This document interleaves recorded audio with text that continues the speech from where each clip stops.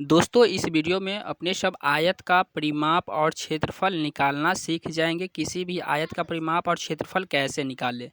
तो इस आयत को समझने से पहले हम एक टर्म जो लिए हैं यहाँ पे चतुर्भुज को समझ लेते हैं कि चतुर्भुज क्या होता है। तो सबसे पहले यहाँ पे लिखे हैं चतुर्भुज मतलब कि चार भुजाओं से घिरी आकृति को, मतलब चार भुजाओं से घिरी बंद आकृति को चतुर्भुज कहते हैं। चतुर्भुज किसे कहते हैं? तो चार भुजाओं से घिरी बंद आकृति को क्या कहते हैं? चतुर्भुज कहते हैं। इसका मतलब ये आयत जो है ये चार भुजाओं से घिरा हुआ है, इसको हम एक चतुर्भुज कह सकते हैं। मतलब यह एक चतुर्भुज है।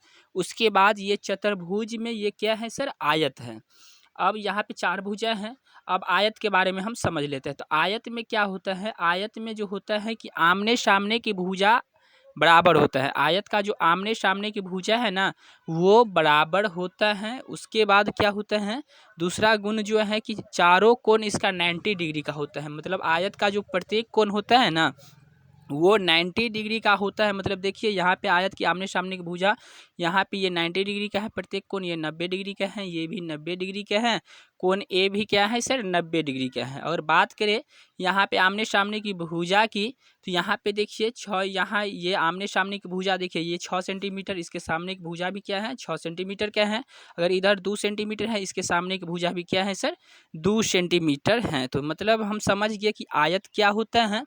उसके बाद हम बात कर लेते हैं क्या कि आयत का फॉर्मूला क्या होता है, आयत का परिमाप का और क्षेत्रफल का सूत्र क्या होता है। तो यहाँ पे हम पहले लिखे हैं क्या कि आयत का परिमाप बराबर होता है 2 इंटू लंबाई प्लस चौड़ाई।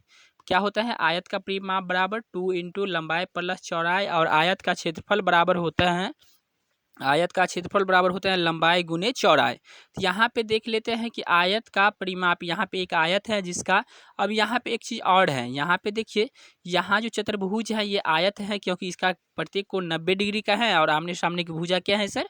बराबर है। अब यहाँ पे हम सबसे पहले यहाँ पे लिख लेते हैं कि आयत की, अब यहाँ पे देखते हैं कि आयत जो होता है ना, उसकी सबसे बड़ी भुजा को क्या कहते हैं? बड़ी भुजा को बोलते हैं क्या? तो अब बड़ी भुजा को बोलते हैं लंबाई। बड़ी भुजा को क्या बोलते हैं? जो आयत में जो बड़ा भुजा रहता है उसको बोलते हैं लंबाई। और बड़ी भुजा को क्या बोलते हैं? लंबाई बोलते हैं। तथा छोटी भुजा को क्या बोलते हैं? तो छोटी भुजा को बोलते हैं चौड़ाई। छोटी भुजा को क्या बोलते हैं? चौड़ाई बोलते हैं। तो इस प्रकार से हम समझ गए कि लंबाई और चौड़ाई क्या होता है। तो यहाँ पे इस आयत को देख के हमको इसका परिमाप और क्षेत्रफल निकालना है। तो यहाँ पे हम लिख लेते हैं क्या कि इस आयत में त्रिभुज, मतलब आयत ए बी सी डी में क्या हो जाएगा? लंबाई कितना है सर? तो आयत की लंबाई मतलब लंबी भुजा, सबसे बड़ी भुजा कौन है? तो 6 सेंटीमीटर का है। तो यहाँ पे लिखेंगे आयत का लंबाई 6 सेंटीमीटर। और चौड़ाई कितना हो जाएगा सर? तो चौड़ाई छोटी भुजा को कहते हैं। तो चौड़ाई कितना हो जाएगा? तो चौड़ाई हो जाएगा इसमें 2 सेंटीमीटर है चौड़ा, तो यहाँ पे लिखेंगे 2 सेंटीमीटर।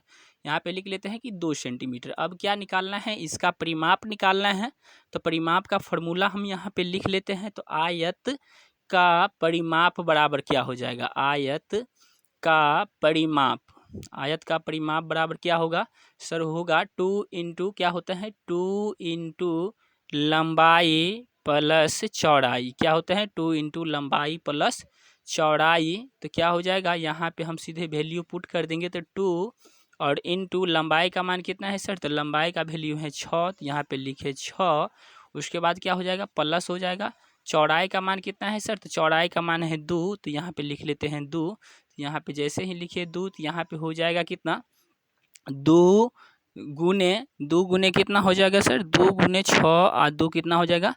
क्या हो जाएगा? 2 इंटू कितना हो जाएगा? लंबाई। और यहाँ पे देख लीजिए परिमाप का मतलब ये होता है क्या कि मतलब चारों तरफ, मतलब घूम के जितना दूरी आते हैं ना, वही परिमाप हो गया। मतलब ए से बी तक ये, तो ये फार्मूला जो होता है 2 इंटू लंबाई प्लस चौड़ाई। देखिए 2 बार लंबाई आता है, 2 बार चौड़ाई आता है, इसमें से 2 को कॉमन लेते हैं तो वही फार्मूला आ गया 2 इंटू लंबाई प्लस चौड़ाई। तो यहाँ पे हो जाएगा 2 और गुने कितना हो जाएगा सर? 6 और 2 को गुना किए तो 6 और 2 को जोड़े तो कितना हो जाएगा सर? 8 हो जाएगा। यहाँ पे हो जाएगा 2 गुने 8, मतलब 8 दूना कितना हो जाएगा सर? 16। तो यहाँ पे लिखते हैं 16। और कौन सा इकाई में है? इसका यूनिट क्या है? सेंटीमीटर में है। तो यहाँ पे हम लिख लिए क्या? सेंटीमीटर। मतलब इसका परिमाप कितना हो गया इस आयत का? तो 16 सेंटीमीटर। अब बात करते हैं आयत का क्षेत्रफल का तो आयत का क्षेत्रफल का फॉर्मूला क्या होता है? तो आयत का क्षेत्रफल बराबर क्या होता है? तो होता है क्या? आयत का क्षेत्रफल बराबर होता है लंबाई गुना का चौड़ाई। तो लंबाई गुने चौड़ाई, यहाँ पे हम लिखे लंबाई गुने चौड़ाई। चलिए, तो लंबाई का वैल्यू कितना है? तो लंबाई का वैल्यू ऊपर से हम लिख लेते हैं। तो लंबाई का वैल्यू है सर 6, तो यहाँ पे लिखते हैं 6 और गुने कितना हो जाएगा सर? तो गुने हो जाएगा चौड़ाई का वैल्यू कितना है? तो 2 है, तो यहाँ पे लिखते हैं 2, तो कितना होगा? 2 सेंटीमीटर, मतलब चौड़ाई लंबाई 6 सेंटीमीटर, चौड़ाई 2 सेंटीमीटर, तो दोनों को गुना किया तो 12, और सेंटीमीटर को सेंटीमीटर से गुना करेंगे तो सेंटीमीटर स्क्वायर हो जाएगा। मतलब क्षेत्रफल जो हमेशा निकलता है ना, वो वर्ग में ही निकलता है।